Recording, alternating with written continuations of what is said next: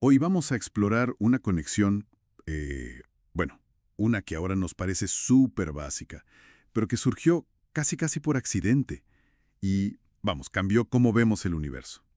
Hablamos de cómo una simple corriente eléctrica, pues, genera un campo magnético. Imaginen la escena. Una clase normal, un cable, una brújula y de repente, ¡zas! La física que da un vuelco. Exacto. Fue Hans Christian Ørsted, allá por 1819. Estaba, creo, en medio de una demostración o una clase. Y bueno, se dio cuenta de que la aguja de una brújula se desviaba cuando estaba cerca de un cable por el que pasaba corriente. ¡Ostras! Sí, sí, un momento de esos eureka, ¿no? Que conectó dos mundos que hasta entonces iban por separado. Electricidad y magnetismo. Luego ya Maxwell lo unificó todo en el electromagnetismo.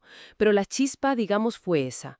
Una carga eléctrica que se mueve, o sea, una corriente, crea un campo magnético. Es fascinante, ¿eh?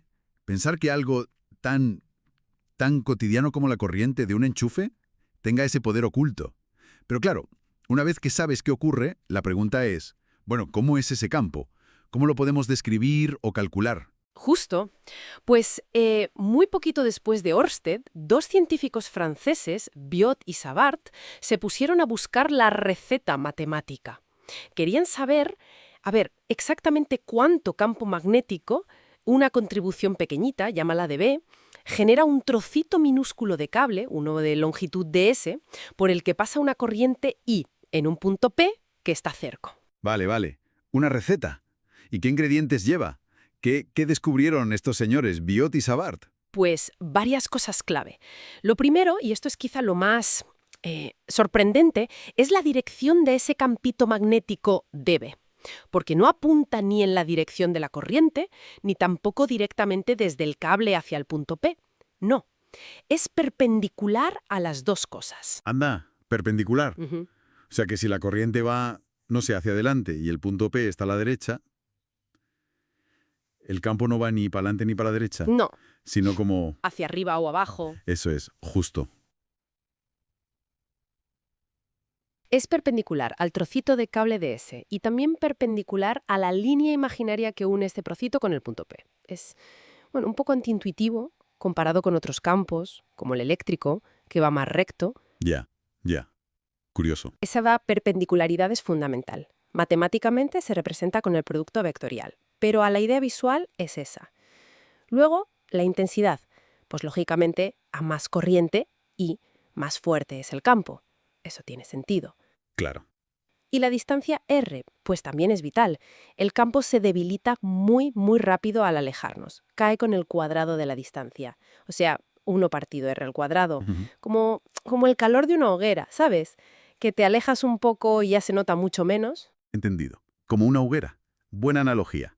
Y mencionaste también un ángulo. Sí, exacto. El ángulo θ entre la dirección del trocito de cable ds y la línea que va hacia el punto P también influye.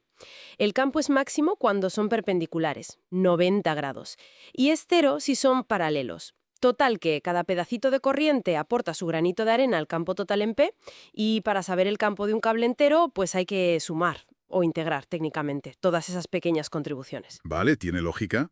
Si la dirección está en especial, la geometría importa mucho. O sea que cada trocito suma, ¿no? Y para el cable entero, pues a sumar todo. Y una vez que sabemos más o menos cómo calcularlo, ¿cómo nos imaginamos la forma de ese campo? Alrededor de un cable recto, por ejemplo. Pues mira, hay un truco muy visual y muy útil, la regla de la mano derecha. Imagínate que agarras el cable con tu mano derecha, ¿sí? Así. Con el pulgar apuntando en la dirección en la que va la corriente eléctrica. Ah, vale. Y entonces... em, eh, ¿los otros dedos? Los otros dedos se curvan alrededor del cable, ¿no? Sí, Y te dicen hacia dónde va el campo magnético. exacto. Justo eso. Como si los dedos estuvieran abrazando el cable. Forman como círculos, ¿verdad? Círculos concéntricos alrededor del cable. Me recuerda un poco a los remolinos que se forman en el agua si metes un palo. Esa es la imagen perfecta. Son círculos concéntricos. Y esas líneas de campo magnético tienen una característica súper importante. Siempre, siempre son bucles cerrados. No empiezan ni terminan en ningún punto. A diferencia de las líneas de campo eléctrico, que sí salen de las cargas positivas y mueren en las negativas. Estas son como circuitos cerrados invisibles. Siempre cerrados. Qué interesante. Nunca empiezan ni acaban. Vale. ¿Y qué pasa si el cable no es recto? Si hacemos una espira, un círculo con el cable. Ah, muy buena pregunta. Pues si tienes una espira circular por la que pasa corriente, el campo magnético que crea es, bueno, muy interesante. Es especialmente intenso en el centro de la espira y a lo largo de su eje. Y lo más curioso es que el patrón que forman estas líneas de campo se parece muchísimo ¿A qué? al campo de un imán, de un pequeño imán de barra. ¡Ostras! O sea que una simple corriente haciendo un círculo ya se comporta como un imán chiquitito. Exacto. Y esto ya nos da una pista enorme de por qué algunos materiales son imanes, ¿no? Tiene que ver con corrientes a nivel microscópico, pero esa es otra historia. Entendido. Bueno, entonces, resumiendo un poco, las corrientes eléctricas crean campos magnéticos a su alrededor. Eso, lo primero. La ley de Biot-Savart, aunque no hemos entrado en la fórmula exacta, nos da la receta para calcularlo trocito a trocito, teniendo en cuenta la corriente, la distancia, el ángulo y esa dirección tan peculiar, perpendicular. Justo. Y para visualizarlo, usamos la regla de la mano derecha, que nos dice que el campo forma bucles cerrados alrededor de la corriente. Eso es. Y quizá lo más impactante es pararse a pensar cómo esta relación, que se descubrió casi por casualidad, es la base de, bueno, de casi toda la tecnología moderna.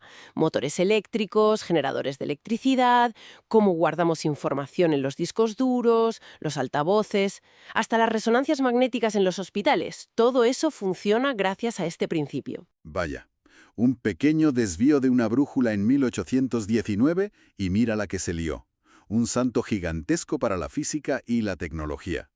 Esperamos que este análisis les haya resultado interesante y sobre todo claro. Y como reflexión final, para darle una vuelta, si pensamos en el campo magnético de la Tierra, que nos protege de muchas cosas, sabemos que el núcleo terrestre está demasiado caliente para que haya imanes permanentes como los de la nevera.